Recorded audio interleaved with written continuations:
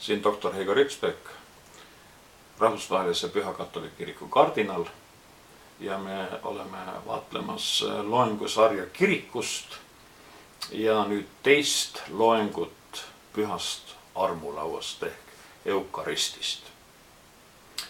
Me tahaksime nüüd mõnes mõttes nagu 3 sellist alateemat läbi vaadata. Kõigepealt armulauda kui Uue Testamendi paasasöömaaega, siis missa olemust ja siis meie vastus, kuidas me kristlastena peaksime sellele vastama. Kõigepealt läheme siis selle eukaristi kui paasasöömaajaga ja paasasöömaaja juurde. Ma arvan, et see on väga oluline tähele panna, et kristlikus ja sellises teoloogilises tähenduses kolgatal ja eukaristil ehk siis kolgatal ja armulaual ei ole sellist vahet, et me saaksime neid nagu kaheks osaks võtta või see on üks tervik. Ja selles mõttes on äärmiselt olulise tähendusega kõikide nendega väikeste elementide vaatlemine, kuidas kolgata Kristuse lunastustöö ja samuti siis paasasöömaaeg on täiesti omavahel seotud ja kuidas missa eukaristi mitmed sellised tähenduslikud elemendid tulevad just sellist juutlikust taustsüsteemist. Kristus lõi armulaua ja loomulikult, kui me sellest räägime, siis me läheme taas ülemisse tuppa. Ja need on muidugi faktid, mida me kõik teame. Kristus ja tema jüngrid olid siis üheskoos seda väga tuntud söömaaega pidamas. Paasa söömaaega. Ilmselt on juudi kalendaariumi järgi see kõige tähtsam püha, kõige tähtsam söömaaeg, sest see tähistas Jumala tegusid, lunastustegusid, mida Jumal oli enam kui 1000 aastat varem teinud, kui Mooses ja 12 suguharu, Iisraeli suguharu olid siis Egiptuses orjuses. Ja me teame, et see oli Jumal, kes initsieeris selle kogu see protsessi, kes kohtub Moosesega põlevast põõsast ja ütleb, mine ja ütle Vaaraole, Iisrael on minu esmasündinud poeg. Tegelikult sellel lausel või sellel ütlusel on äärmiselt selline tugev ja väga oluline tähendus. Sest paasa söömaajale ja paasa pühale just see esmasündinud poeg, see mõiste on äärmiselt oluline, nagu me teame. Ja Jumal ütleb midagi ka Egiptusele ja ka teistele rahvastele, et te olete orjuses hoidmas ja valesti ja vääralt käitumas oma kõige vanema pojaga. Ehk teisisõnu me võiksime öelda, et see näitab meile, et Jumala silmis kõik rahvad on Jumala pojad ja tütred. Aga Iisrael omab nende seas sellist esimest või esmastaatust. Iisrael on minu esmasündinu. Mine ja ütle Vaaraole, et Iisrael on mu esmasündinu. Ja kui ta ei teeni mind, see käib siis Vaara kohta, siis ma hävitan kõik esmasündinud pojad. Ja me teame muidugi lugusid nendest nuhtustest, mis Egiptuses tulid ja kuidas Vaaro ikka tegi oma südame kõvaks, pöördus eemale Jumalast, ei kuulanud. Ja tegelikult 10. nuhtlus oli see, kus siis eriline löök anti tervele Egiptusele, kus siis kõik esmasündinud pojad surid. Paneme tähele, kõik esmasündinud pojad pidid surema. Terves Egiptuses, mitte ainult Egiptuse esmasündinud pojad. Ainult ühele tehti erand, see oli need, kes olid saanud osa Paasa söömajast. Ja kui sina ja sinu perekond isa kaudu võttis siis ühe lamba talle, veristas lamba ja piserdas selle vere uksepostidele ja üheskoos söödi söömaaeg, siis selle perekonna esmasündinud poeg ei surnud. Ja loomulikult Egiptuse perekonnad ei teinud seda ja Iisraeli perekonnad tegid seda ja selle tulemusena tulebki siis israeliitide väljatulek sealt Egiptuse vangipõlves, kui me võiksime niimoodi öelda. Kus siis nad lähevad Siinai mäe juurde, kus Jumal teeb nendega lepingu. Nagu isa, astudes siis armastussuhtesse oma pojaga. See on nagu midagi sellist abielueelset sündmus siin. Ja Jumal tahtis omada oma rahvaga ühte sellist puhast suhet. Ja Paasa sööma ajal oli selles mõttes väga suur tähendus, et selle ohvri kaudu, selle talle vere kaudu sai see sõlmitud.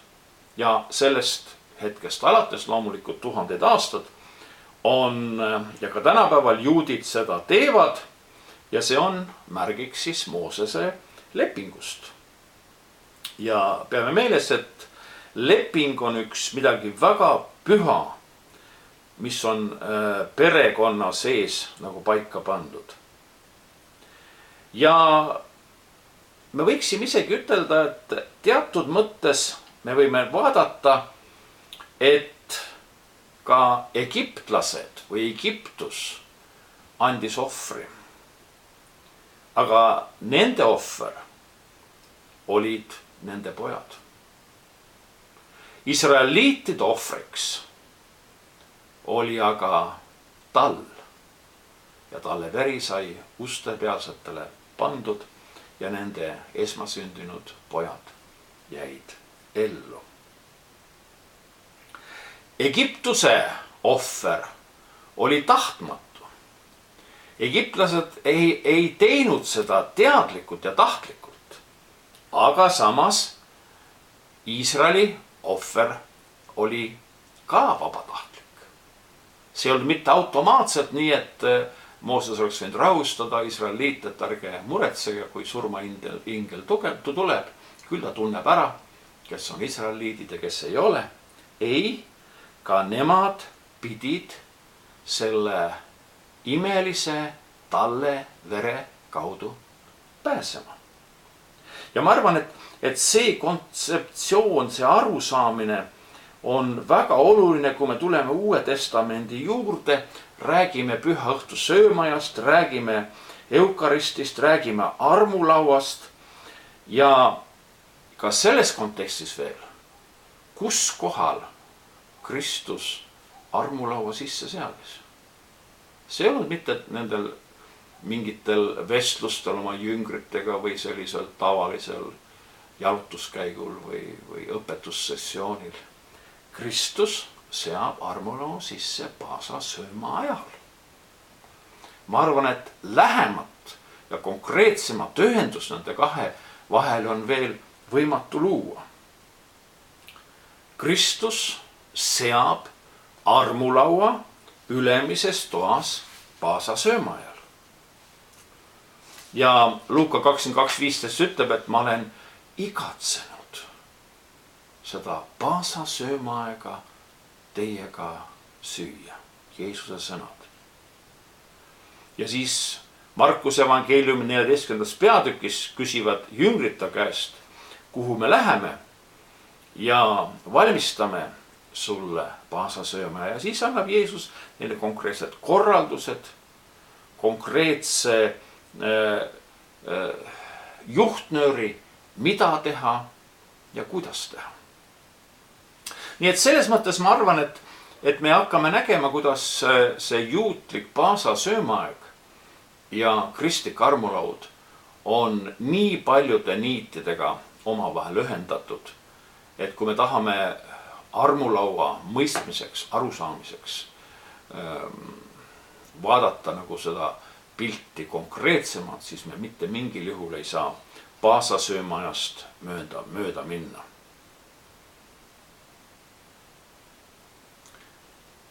Kui me tuleme edasi sellesama ülemises toas toimunud söömaaja juurde, siis ütleb meile Markuse evangeelium, et kui nad olid söömas, siis võttis ta leiva ja tänas ja murdis selle ja andis selle neile ja ütles, võtke, see on minu ihu.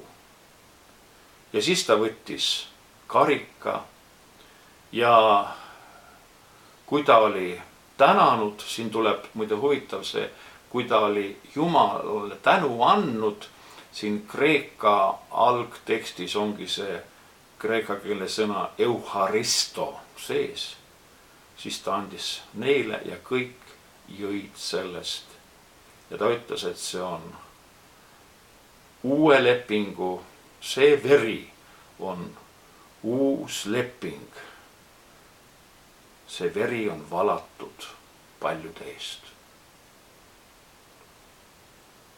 Ja siis Jeesus ütleb veel midagi küllaltki ootamatut sinna otsa. Tõesti, ma ütlen teile, ma ei joo teiega uuesti veini enne, kuni päeval, mil ma joon seda teiega Jumala riigis. Ja siis, kui nad olid ühe hümni laulnud, nad läksid välja ja läksid siis Õlimäele. Tihti on nende õpetlaste juures ja ka teoloogide juures, kes on uurinud ja väga palju tähelepanu sellele paasa söömaaja teemale, probleemiks saanud üks asi.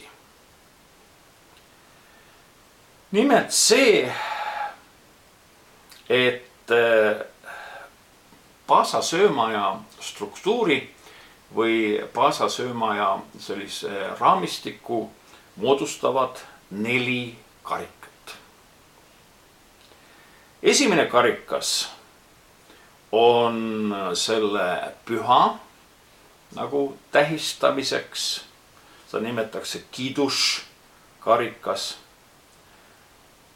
Teine karikas on, millega algab peale paasa liturgia ja see on 113. psalmi laulmine. Ja siis on 3. karikas, mis on õnnistuse karikas ja millega on seotud terve see söömaaeg. Ja siis enne 4. karikat lauldakse Hillel psalme 114, 115, 116, 117, 118 ja nende laulmisega minnakse 4. karika juurde, kus on selle paasa söömaaja kõrgtipp ja milles on probleem, sellest järgmises loengus.